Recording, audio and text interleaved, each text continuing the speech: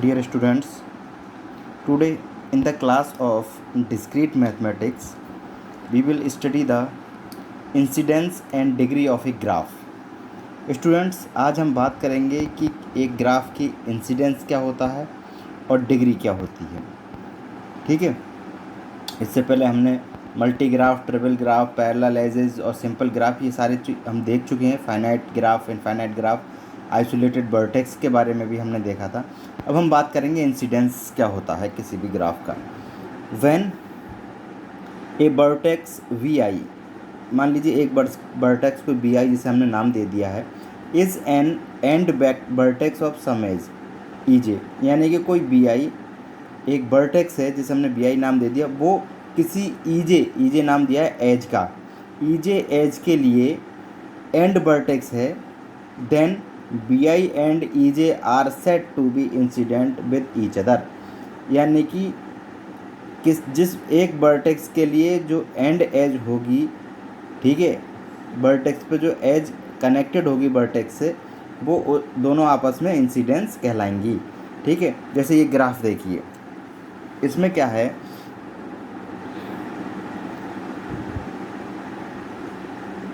मान लीजिए हमने ले लिया B4 हमने वर्टेक्स ले लिया, तो इस पर कौन कौन सी एज इंसिडेंट हैं, E2, E3 एंड E4. तो हम कह सकते हैं U2 B4 या E3 B4 या E4 B4 are incident with each other, यानी कि जिस वर्टेक्स पर जितनी एजेस कनेक्टेड होंगी वो सब उसके इंसिडेंट कहलाएंगी.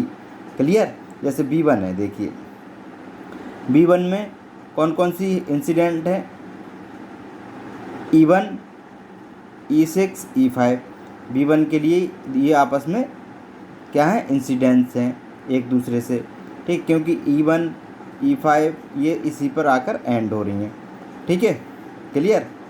समझ में आ गया. दोबारा मैं बताता हूँ कि when a vertex is an end vertex of some edge, जब कोई वर्टेक्स किसी भी एज के लिए एंड एज वर्टेक्स का काम करता है, तब वो आपस में हम इंसिडेंट कहलाते हैं. जैसे कि B1 है या B3 है, B3 पर E4, E5, E6 ये वर्टेक्स एंड हो रहे हैं, तो ये दोनों आपस में क्या कहलाएंगे, इंसिडेंट कहलाएंगे. Clear. The in above graph E2, E4 और E3 are incidents with vertex B4. एक एग्जाम्पल उन्होंने बताया है कि इस ग्राफ में B4 पर जो एजेस इंसिडेंट हैं वो हैं E2, E3 and E4. In as को हम कहेंगे कि ये B4 के साथ इंसिडेंट्स हैं या इंसिडेंट एजेस हैं. ठीक है. Two non parallel edges are said to be adjacent if they are incident on a common vertex. ये पॉइंट समझिएगा. दो नॉन पैरेलल एज अगर एक ही कॉमन वर्टेक्स पर टकरा रही हैं या कनेक्टेड हो रही हैं, वो एडजेसेंट कहलाती हैं. ठीक है.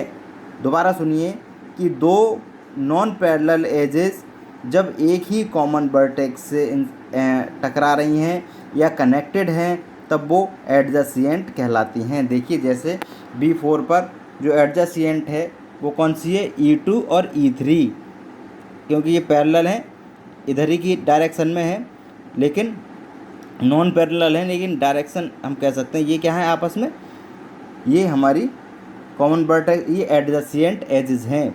कौन सी, ये adjacent edges कहलाएंगी. Clear. E2, E3 हमारी एडजेसेंट एजेस कहलाएंगी. E4 भी हम एडजेसेंट एजेस E2 के कह सकते हैं. ठीक है. In this graph E2 and E3 are adjacent. देखिए इन दिस ग्राफ E2 और E3 एडजेसेंट, एक ही डायरेक्शन में और एक ही कॉमन वर्टेक्स के साथ ये इंसिडेंट हैं या कनेक्टेड है. ठीक है. वर्टेक्स कहें या नोड कहें एक ही बात है. ठीक है. अगर कहीं नोड भी लिखा हुआ आ जाता है वर्टेक्स की जगह, तो कंफ्यूज होने की ज़रूरत नहीं है. वर्टेक्स और नोड एक ही बात है. ठीक है. वर्टेक्स को हम नोड भी कहते हैं, ये ध्यान रखिएगा. In this graph E2 and E3 are adjacent. Similarly two vertexes are said to be adjacent if they are the end vertex of the same edge. ठीक है, और इसी तरीके से जो वर्टेक्स हैं वो भी एडजेसेंट कहलाएंगे if they are the end vertices of the same edge. मतलब सेम एज के अगर एंड वर्टेक्सेस हैं तो वो भी इसी तरीके से एडजेसेंट वर्टेक्स कहलाएंगे। जैसे कि E3 के लिए देखिए, E3 के लिए सेम एज है तो ये B4 और B5 जो वर्टेक्स हैं वो एडजेसेंट वर्टेक्स कहलाएंगे, या एडजेसेंट नोड हम इन्हें कह सकते हैं। B4 और B5 जो नोड है वो एडजेसेंट नोड या एडजेसेंट वर्टेक्स कहते हैं। नोड को हम वर्टेक्स कहें या नोड कहें एक ही बात है, कन्फ्यूज़ होने की आवश्यकता नहीं है। तो E3 के लिए B4 और B5 क्या हैं, एडजेसेंट वर्टेक्स हैं। ऐसे B4 और B2 भी एडजेसेंट वर्टेक्स E2 के लिए हैं। But B1 and B4 are not adjacent vertex. लेकिन ये B4 B2 एडजेसेंट है, B5 B4 एडजेसेंट है, B3 B4 एडजेसेंट है, लेकिन B1 B4 एडजेसेंट नहीं है क्योंकि इनमें कोई कनेक्शन नहीं है। अगर मान लीजिए यहाँ से अगर हम लाइन एक ड्रॉ करेंगे तब इनका कनेक्शन भी इस्टेब्लिश हो जाएगा या इंसिडेंट हो जाएगी एक एज, तो ये B1 और B4 भी हमारे एडजेसेंट वर्टेक्स कहलाएंगे। क्लियर? तो ये समझ में आ गया होगा इंसिडेंस क्या होता है। ठीक है, अब हम बात करेंगे डिग्री। ठीक है, किसी भी ग्राफ की डिग्री क्या होती है।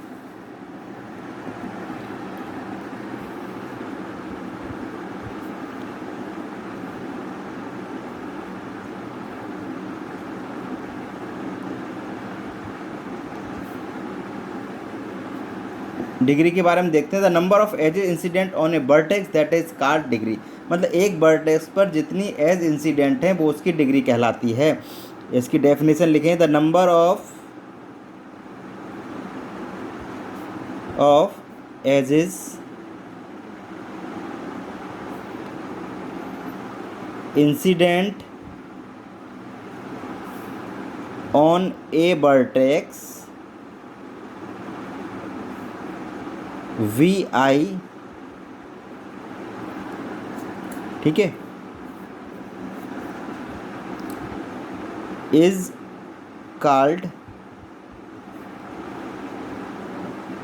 The degree of that vertex. ठीक है, एक वर्टेक्स पर जितनी एज इंसिडेंट हैं या जितनी एज टकरा रही हैं उससे या जितनी एज कनेक्टेड हैं वो उस वर्टेक्स की डिग्री कहलाती है। एक बात ध्यान रखिए, नोट करके मैं बताता हूँ इस बात को कि जो लूप या सेल्फ लूप है, जो सेल्फ लूप है वो डबल काउंट होगा, मतलब 2 डिग्री काउंट होगी उसकी। जैसे एक एज सिंगल एज होती है वो सिंगल काउंट होती है, लेकिन ये ट्वाइस डबल काउंट होगा, काउंटेड ट्वाइस। ओके, ये ध्यान रखिएगा।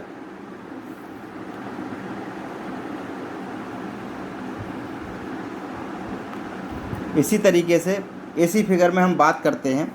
मान लीजिए B1 है हमारे पास, ठीक है, V1 है वर्टेक्स, तो इस पर कितनी एजेस हैं हमारी, देखिए E1 E5 E3 यानी कि 3 हैं। तो हम डिग्री को हमेशा D से डिनोट करते हैं, D और जो भी वर्टेक्स है वो इस तरीके से हम इसे डिनोट करते हैं। तो जो B1 है उसकी डिग्री क्या हो जाएगी, 1 2 3 यानी कि उसकी डिग्री हो जाएगी 3। इसी तरीके से B2 की बात करें तो B2 पर देखिए E2 1 E1 2 1 2 और जो सेल्फ लूप मैंने बताया था, self loop counted twice, self loop double count होगा, यानी कि एक ये 1 2 और 2 ये यानी कि 4 4। तो V2 की जो डिग्री होगी वो होगी 4, क्योंकि सेल्फ लूप ट्वाइस काउंट होगा तो 2 ये हो गए, 3 4 V2 से कनेक्टेड है। ठीक है, इसी तरीके से अब हम बात करेंगे DV3 की। DV3 को देखते हैं कितनी एजेस इससे इंसिडेंट हैं या कनेक्टेड हैं। 1, E4 1, E5 2, E6 3, 1 2 3, तो इसकी डिग्री भी 3 होगी। ठीक है,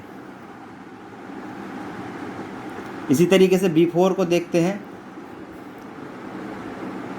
B4 पर 1 2 3, B4 की डिग्री भी 3 होगी।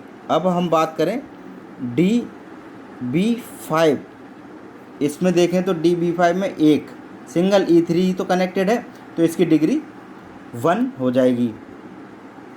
ठीक है, इसकी डिग्री 1 हो जाएगी। क्लियर, ऐसे डिग्री निकालते हैं। डिग्री का मतलब है जिस वर्टेक्स से जितनी भी एजेस कनेक्टेड हो रही हैं वो इसकी डिग्री कहलाएगी, और जो सेल्फ लूप या लूप होगा वो ट्वाइस काउंट होगा। मान लीजिए एक सिंगल हमारे पास वर्टेक्स है और उस पर केवल लूप लगा हुआ है, तो उसकी डिग्री, जैसे मान लो एग्जाम्पल के तौर पे मैं यहाँ बता देता हूँ, ये पॉइंट है आइसोलेटेड वर्टेक्स है, ये मान ली, और एक सिंगल लूप है और ये B1 वर्टेक्स है, तो इसकी और E1 एज है, तो इसकी डिग्री क्या होगी, तो डिग्री B1 इसकी हो जाएगी 2। ठीक है, क्योंकि ये सेल्फ लूप है, सेल्फ लूप की वजह से। ठीक है, सेल्फ लूप की डिग्री हमेशा ट्वाइस होती है। ठीक है, ये इस ग्राफ के अकॉर्डिंग ये इसकी डिग्रियां हमने यहाँ डिनोट करनी। क्लियर है, समझ में आ गया होगा। अब एक बात और ध्यान रख लेना, it is also called valency. ठीक है, इसे हम वैलेंसी भी कहते हैं। मैक्स डिग्री यानी कि maximum degree of each vertex in the graph G can be n-1। जो मैक्सिमम डिग्री है किसी भी ग्राफ की वो n-1 हो सकती है, यानी कि n क्या है यहाँ, edges, n equal to edges of graph. ठीक है, n क्या है, एजेस ऑफ ग्राफ, मतलब ज़्यादा मैक्सिमम डिग्री क्या हो सकती है, जितनी एज है उससे कम, n-1। ठीक है, ये डिग्री किसी ग्राफ की हो सकती है।